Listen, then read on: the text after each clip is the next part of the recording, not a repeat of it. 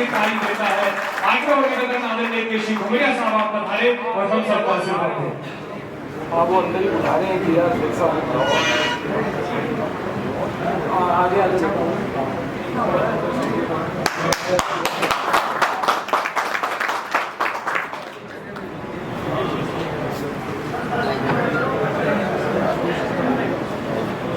सबसे पहले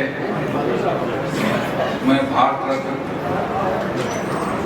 और हम सब के मसीहा, हम सब की प्रेरणा के स्रोत, हम सब हक और अधिकार दिलाने वाले, इंसानियत को रास्ता दिखाने वाले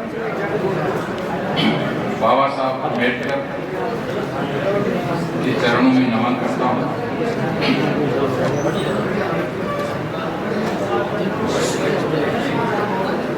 इस शानदार प्रोग्राम के लिए जिसमें भाई इंद्राज सिंह,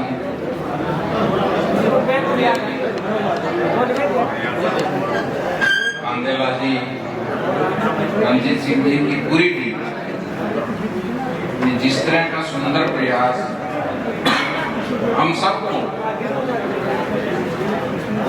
एक छतरी के नीचे लाने का प्रयास किया और एकजुटता का एक शानदार नमूना पेश किया। पूरे राजस्थान के नगीनों को, नगीना इसलिए कह रहा हूं कि यहाँ एक एक आदमी एक एक लाख के बराबर है। सब अपने अपने समाज के अपने अपने क्षेत्र के करता धरता है और अपने अपनी रेलगाड़ियों के इंजन है,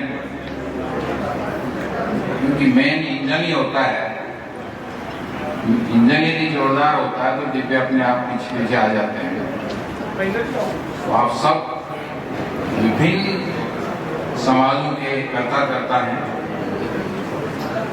इसलिए सभी आदर के पात्र हैं, प्रेरणा के पात्र हैं।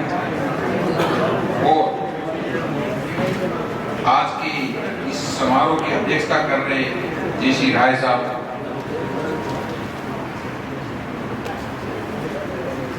इंद्राज सिंह जी मेरे पुराने साथी और दोस्त,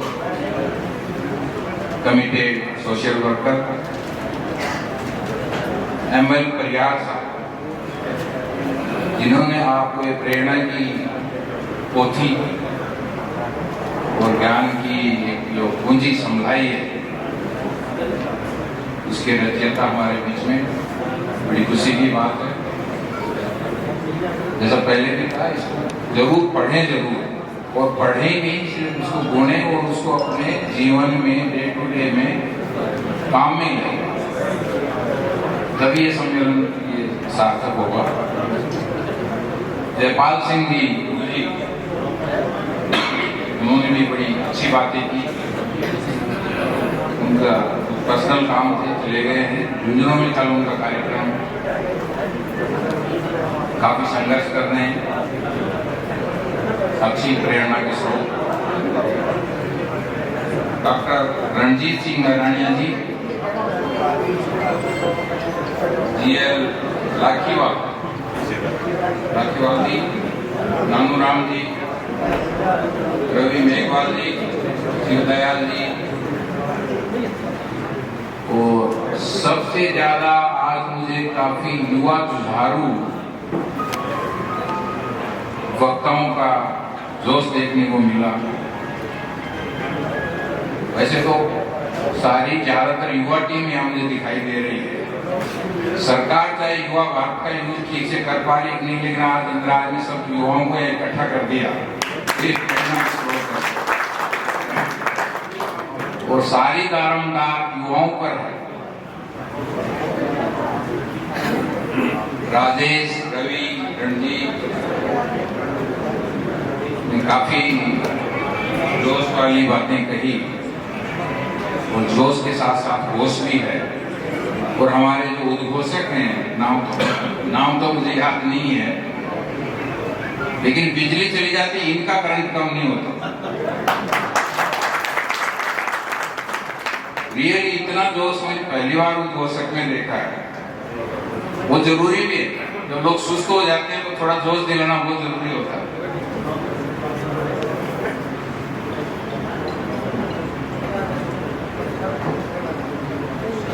और सारे बहुत से लोग यहाँ पर हैं, मंच पे और लोग विराजमान हैं, सबका मैं अभिनंदन करता हूँ, स्वागत करता हूँ और अपने आप को धन्य समझता हूँ। आप सबसे मुझे मिलने का मौका मिला और आशा करता हूँ कि हम सब मिलकर बाबा साहब के कारवां को आगे बढ़ाएंगे और उसको मंजिल तक पहुंचाएंगे, ऐसा मुझे पूरा विश्वास है और उम्मीद है हम इस पे खरे उतरेंगे।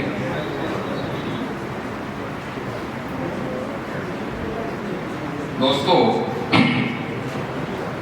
बातें मतलब जो कहनी है काफी हो चुकी हैं, मैं उसी पे थोड़ा अपना विचार रखूंगा कि अब करना क्या चाहिए। कौन से चैलेंज हमारे सामने हैं, कहां हमारी कमियां हैं, कैसे उनको हम दूर कर सकते हैं और समय की जरूरत क्या है, हमको क्या करना चाहिए।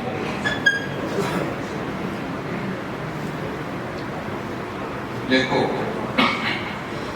बाबा साहब ने कहा था शिक्षित बनो, संगठित रहो, संघर्ष करो। शुरू के वक्ताओं में एक महोदय ने कहा कि शिक्षा वाला काम तो हमने काफी कर लिया है। डेफिनेटली शिक्षा का काम हमने किया है, लेकिन अभी अधूरा है, तो वो तो करना ही है हमको, और वो भी टेक्निकल शिक्षा होनी चाहिए। साधारण शिक्षा का अभी कोई महत्व नहीं है। और शिक्षित बनने के लिए भी हम जब जयपुर पहुंचे तो दूसरे लोग विलायत विदेशों में पहुंच गए, इसलिए काम हो गया है ऐसा नहीं, अधूरा है।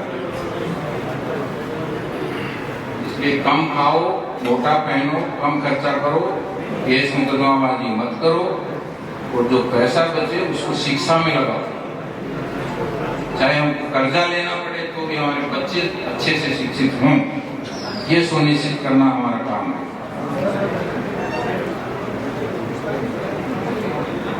संघर्ष और संगठन, अब संगठित रहो।